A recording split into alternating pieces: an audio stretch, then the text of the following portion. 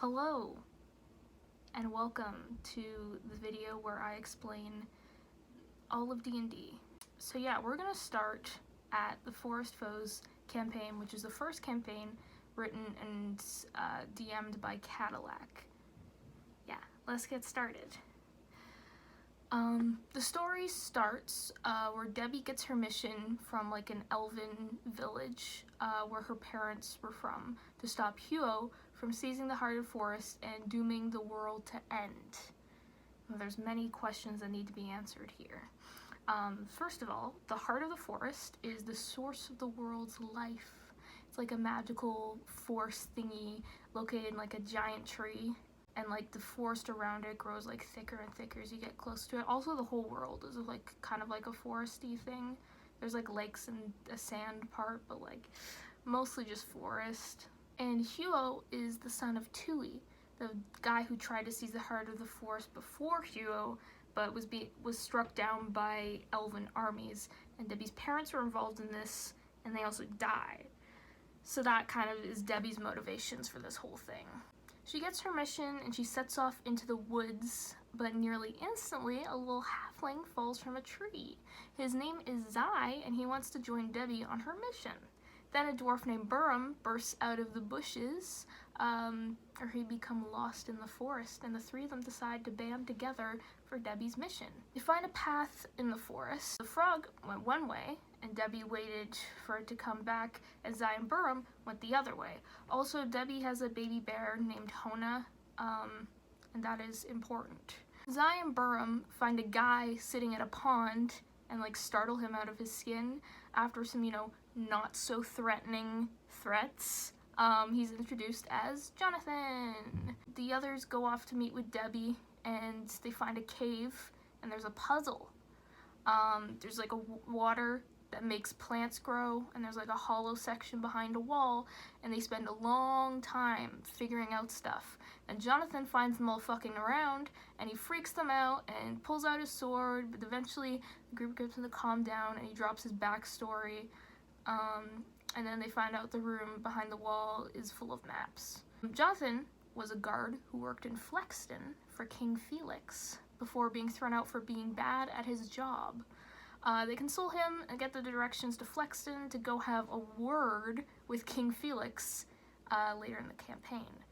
Buram also just runs into the forest and disappears. And the meta for Fleckston is that King Felix is based off our friend and streamer Felix, Lil Flex, hence why Fleckston, and all the guards are the mods, and everyone in the town is people in the Discord and watch the stream. The group wander into a town where they're encouraged to check out a tavern. On doing so, they would find a performing bard named Ferrion, who's promptly insulted by Zai. He ends up joining them, and they find a nice place to stay for the night. Said place is an attic where they find a glowing creature called a glime. Ferrion makes friends with it, and they put it into his bag. The next day, the group heads out to Fleckston. On their long route there, they exchange pleasantries and jokes while Ferrion offers John a magical necklace to keep him hidden while they sneak into Fleckston. The general plan is to convince King Felix to let John join again, but they run into a problem in the streets. Said problem is called Mr. Murderer, who grabs Ferrion from the street and covers his mouth and threatens him with a knife, but to the group's confusion, Ferrion kind of seems more annoyed and frustrated than anything, telling off Mr. Murderer in a way that suggests he knows him. Of course, this is proven when they start bickering, and it is revealed that they are siblings. After that short reveal, the group heads to the king's castle, where chaos proceeds to follow. But also, let me explain that Mr. Murderer is based off a joke started in Felix's chat and Discord. Mr. Murderer is a serial killer who lives in Fleckston, and Mr. Murderer is just a nickname he got, and then it became his only known name. He uses all pronouns, which is very cool, and just a fun fact that like none of us ever roll with. Also, it's been joked about once that he and King Felix have dance-offs in the middle of Fleckston sometimes, because that's funny. In a meeting with the king, he's shown to be very mature and drops a few "these nuts" jokes. and the guards are very exhausted from this sense of humor. Ferrion uses a spell to cast Vicious Mockery on an angry King Felix, which leads to the king trying to kick them out. Ferrion declares that they came here to get John his position back, revealing Johnathan in the group. After some stuff and dialogue I've frankly forgotten, the group shuns Felix and says he sucks, and John doesn't need to be a guard because he's cool anyways. And then they threaten King Felix so that they can spend the night. Later that morning, Xai has disappeared in pursuit of magic that can help their mission. He just went off somewhere, leaving Debbie, Johnathan, and Ferrion. This episode is what we call the Italian speedrun, and it will be revealed in just a little bit why it is called that. The trio spend their day shopping around the town leisurely, Ferrion getting a knife and decidedly avoiding Mr. Murderer, and Debbie spends most of her time gathering food and then leading them over to a farm where Johnathan gets to pet cows. They end up in the royal kitchen, Debbie constructing her dough onto a flat pan, spreading tomatoes and cheese over it, as well as sprinkling on some meat and vegetables. John, Ferrion, and the guard are watching, all very confused about what Debbie is doing, but when the food comes out of the oven, they are amazed at how good it tastes. Debbie says it came to her in a dream from the previous night, and she calls it the Debbie plate. In meta, Cerin rolled a nat 20 modifier for the pizza. So they take over a very thin slice to King Felix, who takes it and also looks pretty amazed. The rest is wrapped up, and they take the Debbie plate while going on their quest. Passing in the woods outside Fleckston, they encounter Mr. Murderer yet again. An argument with Ferrion and him quickly devolves into an actual verbal fight between them, both of them quietly spilling hurtful things back and forth, holding a lot of resentment for things the other has said and done in their past. With the final word, Ferrion pushes past him and walks into the woods, Debbie and John trailing after as they head towards Jonathan's hometown. Arriving in Killerth, Jonathan's hometown, he is nearly automatically whisked away by someone who looks a lot like him, and the rest of the gang go looking for Xai, who they heard was here. They head into a library, finding the little halfling talking to a book lady, and very urgently talking about a certain book that he is looking for. She may have it, but she needs a favor in return. As magic users, Ferrion and Xai are offered the task to do a spell that would allow the girl to talk to someone who died. Debbie, very adamant on that dark magic is bad, steps out. Ferrion observes, and Xai is the one who casts the spell. Satisfied, Xai gets to observe a book about the heart of the forest. The gang go to look for Johnathan, and then they run into Mr. Murderer, who denies killing Johnathan when accused so, and then immediately runs off. They find Jonathan's old house, and Xai does some sick parkour to break in and open the door. Debbie goes to find a way around to the back door, and ends up finding John in the backyard with someone who looks a lot like him. Well, as much as you can see Jonathan's face behind his mask. They find out that it's John's more successful, just better, more loved brother named Liren. With some casual discussion, they find out that Liren is pretty cool and decide to spend the night at John's house before they continue the next day. And surely nothing bad will happen to Xai in the night. The next day, Xai's frog, Paul, is frantically trying to lead them somewhere. Following, they find Xai's dead body just outside of town. Overcome with surprised grief, they bury his body, and Ferrion plays a tune on his pan flute. Ferrion has a suspicion that Mr. Murderer killed Xai. After grieving their friend, they are overcome with more determination to get the mission over and done, and they head into the forest once more, finding themselves in thicker foliage. Now that they are getting closer, they come across Buram, who walks along with them until they find a tall, hedge-like shape. The meta here is that it was a simple puzzle we were failed to solve for over an hour of attempts. It was so painful. We jumped, we climbed, we felt along it, tried digging, tried lifting each other up, and cutting, forcing our way through and throwing water at it. And then finally, we used John's fucking nature-y connection to force our way through to where we find a nice, calm garden. Buram just falls asleep at the pond. John investigates where the keeper of the garden is supposed to be, and Debbie licks blood off the floor, deducing that it is in fact the keeper's. Suddenly, Mr. Murderer shows up and puts Debbie into a headlock with a knife. Ferrion is very furious and threatens that if he kills another one of his friends, he's just gonna fuck Mr. Murderer up. After some bickering back and forth, Mr. Murderer denies that he killed Zai, and Debbie just thinks Mr. Murderer needs a friend. Mr. Murderer is threatening to kill her. With Ferrion holding back a couple of spells to hurl at him if he tries to hurt Debbie. Once they all calm down and Ferrion noticeably drops Mr. Murderer's given name Xaarius, they head off. The next session involves everyone talking in the woods for about 30 minutes because we got really into our characters discussing if birds were real and if they were spies. John promises to take Debbie to the beach one day also, which is very sweet, because it's notably a very far place to go to. Then they come across a village that has been utterly decimated. There's blood everywhere and scared animals, etc. John finds a cat and a lyre to give to Ferrion. They also find Mr. Murderer here, very injured.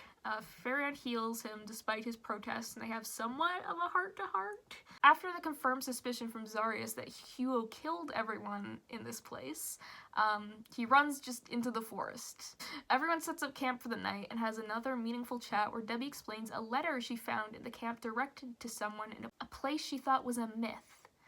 She explains the story of Baldvania, which is as such.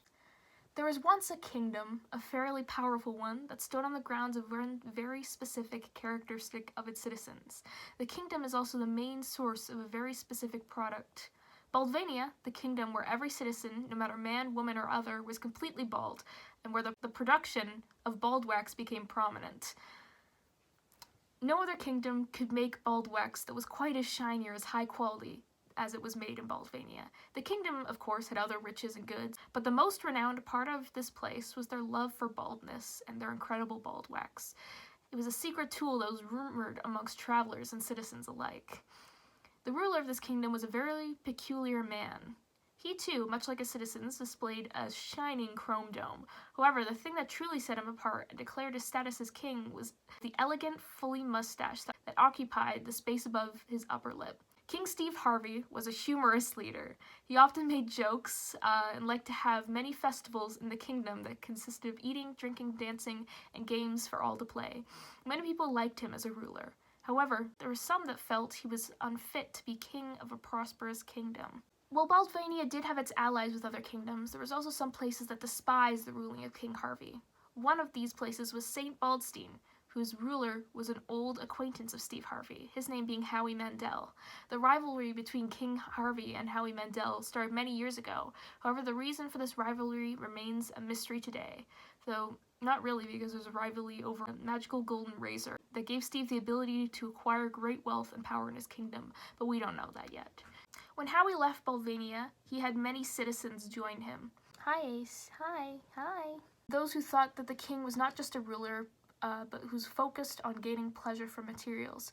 Many years went by, with Howie Mandel training up and recruiting fighters with various mercenaries in order to go and try to overtake Baldvania, and maybe he would have gotten away with it. However, the word got out to Steve Harvey, and so a war started. The Battle of the Bald was a gruesome and bloody battle that resulted in St. Baldstein falling into ruins and the citizens either perishing, running off, or rejoining Baldvania. It is told that on the last day of the epic Battle of the Bald, Steve and Howie stood on opposing hills, facing each other, a tension so thick burning through the air, it was known that this was going to be the final stand for Howie. However, he wasn't just going to back down. With a few remaining fighters, Howie charged towards the Baldvania troop. The soldiers, minus King Harvey, met Howie halfway, and the final clash began. The clanging of swords and groans of pain were the only sounds filling the air, and the only sights were the violent swings and slashes that tore skin open and left the rock covered in crimson puddles. When the final person that represented St. Baldstein fell, all that remained was Howie. The fighting ceased. The Baldvanian soldiers panted, and King Harvey approached. While the exact words remain lost to this day, it is said that King Harvey decided to spare Howie's life, and he ended up imprisoning him. Ever since the battle, Baldvania has become more reserved and withdrawn. Most people Most of the people that are aware of the story of Balvania are travelers and leaders of the allies to Balvania. Otherwise, the stories become a lost tale, as lost as the ruins of St. Baltstein, and not many people seem to know about what truly ended up happening to Howie Mandel. As the final day of the battle, the last person to ever see him alive was his sworn nemesis, King Steve Harvey. Everyone sets off as normal the next day, finding their way to a camp of frog people. They can't actually talk to the frog people, though, so the frogs just point their spears at them. The group start backing off, being kind of pointed away with the spears. After some attempts to talk to them and communicate that they just want to pass through, Hona ends up biting off one of the frog's hands, and the party are forced to a huge chasm leading into the ground, where they end up being pushed off. John landing on a ledge and catching Ferrion, but Debbie tumbling down further, protecting Hona with her body. Ferrion and John try to scale the wall and make it down to her, but Ferrion slips and tumbles down even further than she did. Debbie regains consciousness, sitting up and helping John scale down to Ferrion. When they make it to the bottom safely, it's too late. Ferrion died. They find an exit at the bottom, carrying Ferrion's body out onto the other side of the chasm, where they find Mr. Murderer digging in the dirt with his knife. He sees Ferrion and becomes enraged, yelling at John and Debbie, who are almost at tears. Without looking back, he storms off into the woods, which are now starting to look more like a jungle. John and Debbie continue their walk, leaving behind Ferrion's body and taking to the jungle to distract themselves, their party feeling much more empty. The trees around them are torn up with slashes from a knife, and there's dead creatures around. In meta, my character Thistlefrost is introduced here, but I later retconned him from the canon, so he's just a regular cat that they found at this point. John looks at a letter which he had gotten from his brother, opening it finally and finding out that his parents had died. Now being struck with the knowledge that 4 different people had died today. John and Debbie find themselves at a ruin, with white marble statues and columns covered in moss. They can see wispy, almost angel-like figures, as well as fox ones. In front of them lays a library, and they decide to go inside. The library is very extensive, and they soon find that it lists all the information in the world. John finds writing about things only he would know, while Debbie finds one about her father. It turns out that her father was on the bad side of the war. Confused, she decides to keep this information private for now. They head downstairs, seeing Mr. Murderer sitting at a table surrounded by books. He looks very tired, with things scribbled down on paper around him. He gets up to look for more books, and Debbie investigates. She finds that they're books written in both Common and Infernal, and she finds a crumpled up piece of paper with several crossed out words. It's hard to make out, but it's a letter addressed to Ferrion and Xaarius' parents. After leaving a slice of the Debbie plate on the table, the group head out quietly. Once to the front of the library, Debbie makes the mistake of loudly announcing, "Told you everybody likes it," in reference to the Debbie plate, and alerting Mr. Murderer to their presence. He's almost instantly behind them, tiredly looking at them. Of course, he has no knife on him and can't attack them. This does not prevent him from shoving Debbie once she confesses that she read the letter. The foxes quickly attack Xaarius as he throws them off before retreating into the jungle. John and Debbie keep making their way, finding that they are getting closer and closer to the heart, though they're not even sure where to find it. They know it's a big tree-like thing, but they don't really know what they're looking for. After some failed attempts and running in circles, they find themselves stuck in a clearing where the animals seem to be overjoyed and relaxed. Finally, they realize that the clearing itself is roots, and there's a big tree in front of them like a wall. They end up hearing voices and find a hole that goes into the ground. Sliding down, they see Huo, as well as a man that looks like Zai, and engage in the final fight. Mostly John deals the big hits, while Debbie shoots things from afar. In meta, my character Thistlefrost actually killed the Zai-looking dude with a sick fucking combo and decimated him. And John uses animal magic talking powers to get the horse to trample Huo and then stabbed him. And the fight was won! Yay! They take Huo back to the elf village. The Zai-looking guy being buried at the heart. Hugo was incarcerated, and they all lived happily ever after. Except, one day, when John and Debbie were out, they came across Xaarius in a familiar face. It was Ferrion. Xaarius had used some dark magic to revive him. The gang was back together, and they were gonna finally go to the beach. This next bit is called the beach episode. After some long months it takes to get to the beach, the gang sets up on the sand. John tries to convince Debbie that crabs are real, but she denies, even when shown one. They open coconuts up with Xaarius, and Ferrion gets thrown into the water before attempting to drag Xaarius in. John builds a sandcastle for his cat. Ferrion noticeably checks in on Xaarius' mental health here for some unknown reason. Wink. And everyone enjoys themselves. And that's it for the canon story. There's actually some, like, dark stuff that happens after this. But I'll leave that to Cadillac to explain because they wrote most of it. Now onto my campaign, Who Killed Mark Ienlair? Yeah. Surely it won't be darker than this one.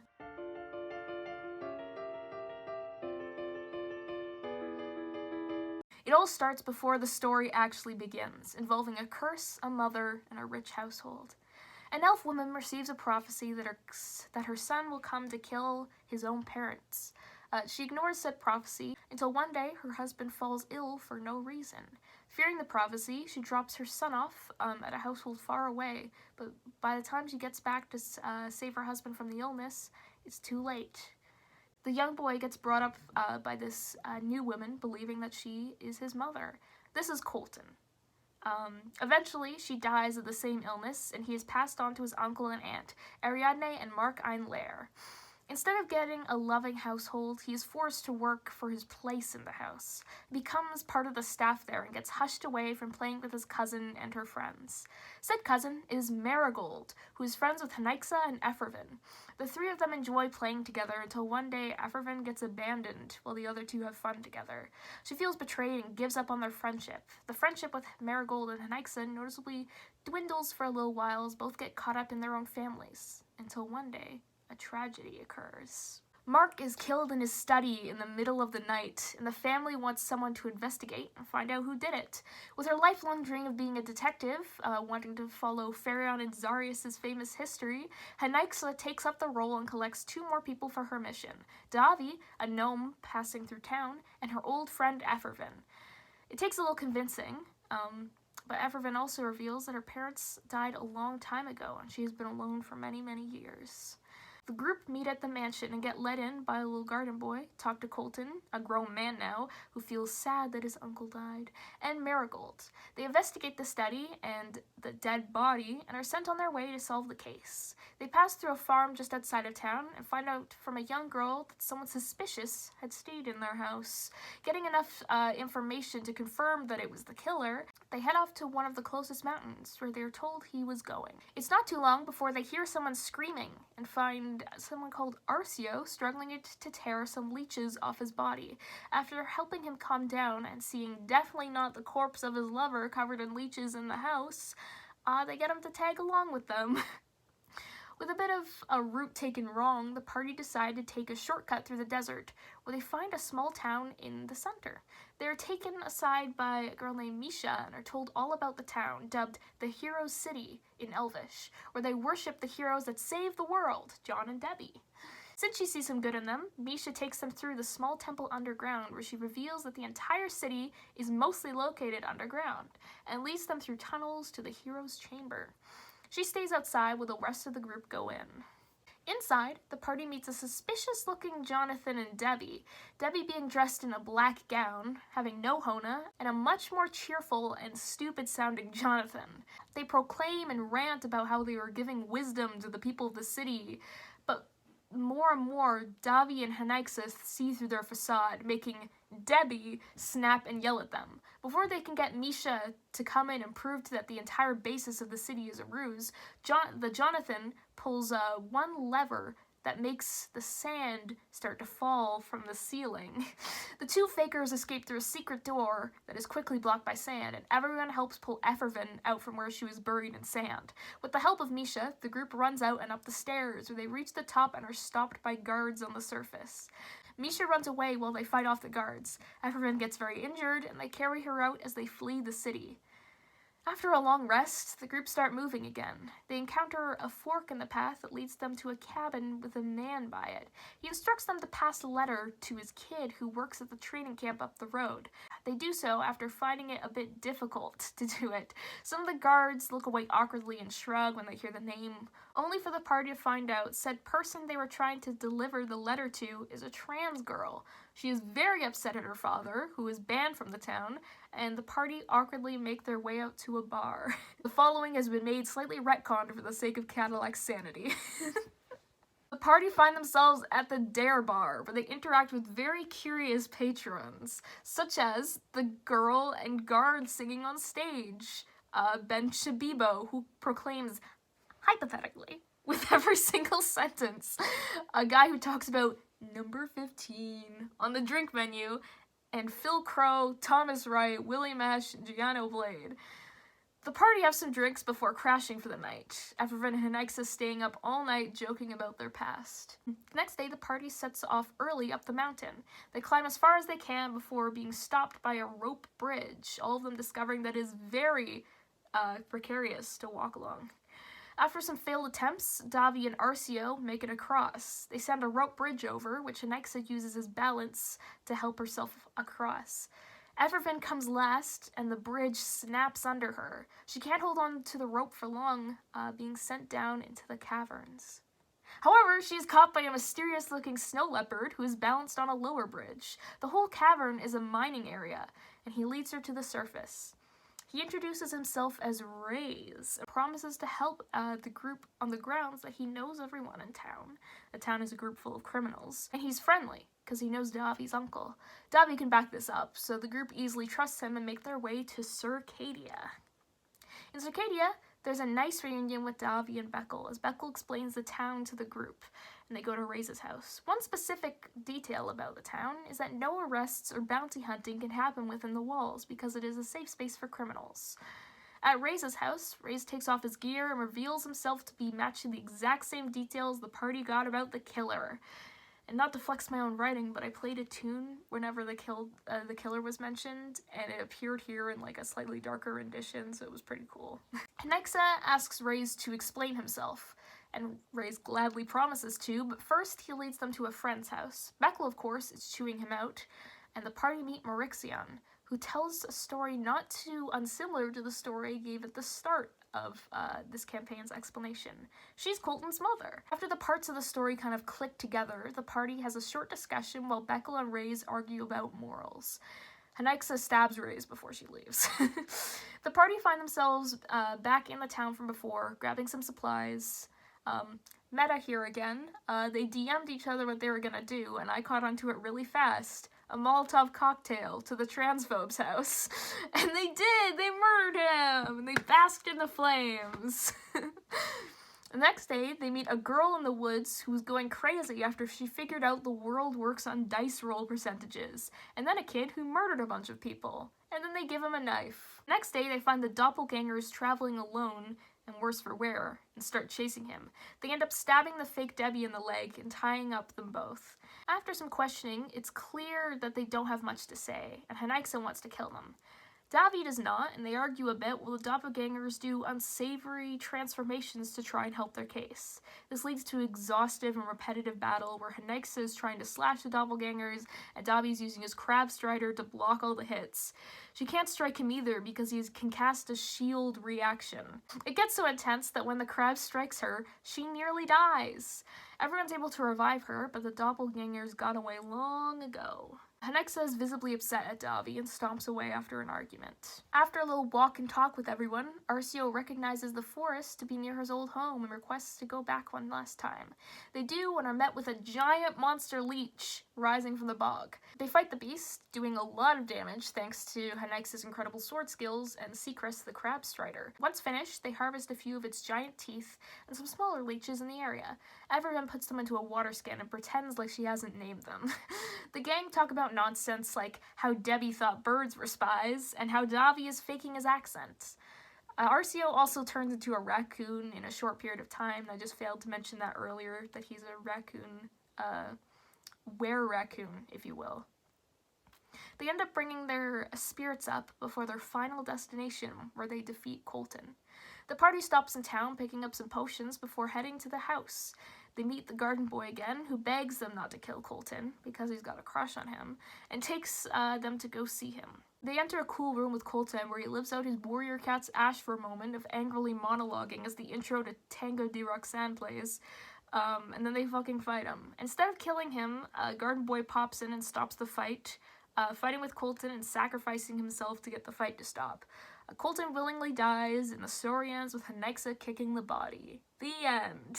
I will update this in about a week when we experience our very last part of the campaign, where we just fuck around like the beach episode.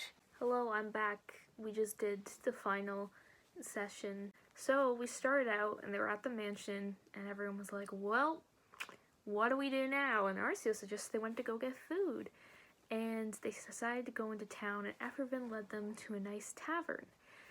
In the tavern, they all sit down, and Efferven orders a bowl of water that she puts her leeches in. And then Hanaiyxa orders bowls of mead for everyone. And that's a thing. This whole time they're drinking from bowls of mead that are also just being filled up more and more. Yeah, so they start the conversation of, what are we going to do after? And Hanaiyxa's like, oh, well, I might like to go home and stuff. And then we get to Davi, and Davi's like, hear me out. And starts talking about boxes and all these things, and ovens, and how if you had an oven but it's a box and there's also no fire, and it heats things up for you, and it's small, and it's a micro, it heats it up with heat waves, and it's called a microwave. So that's the pitch for his microwave invention. It's a lot of confusion, but they do get to it about his invention called the microwave. Yeah, and then one question about another invention. He brings up a cleaning box. And this one takes a little bit more explaining because Hanaiyxa is not very on board with how it works, where you could just cast magic to clean things. You don't need a box that sucks things up. And Davi's like, but the sucky box! And we're all just quietly losing our minds about the sucky box, and it sucks things, the suck box. And they eventually get to a point where they agreement, they get the elven word, and they settle on vacuum, and it'll be like a device that sucks things up, and it goes into a bag of holding to put all the dirt in there. And then Davi comes up with another device, which is that thing, but it's smaller, and it crawls around on its own. And I haven't thought of a name for this one, but it's still kind of like the same deal. And they go to pitch these to like a bartender who's just like, interesting, please stop. And Davi's like crawling on the bar, just drunk out of his fucking mind. Everyone's just a little bit drunk out of their fucking minds. Yeah. And they talk to Efferven about what she's gonna do, and she's like, well, I don't know, I don't really want to come. And they kind of go like, yeah, come on, and she agrees. So they all cheer, and they get kicked out of the bar, and Hanaiyxa gives them all her gold, which is over 1,000 pieces of gold. And then they go to Efferven's to chill out for the night and have a little sleepover, and it's very nice. And the next morning, they go out and they get some food, and they come back, and they hang out, and they start, having more less drunk thoughts about their life afterwards.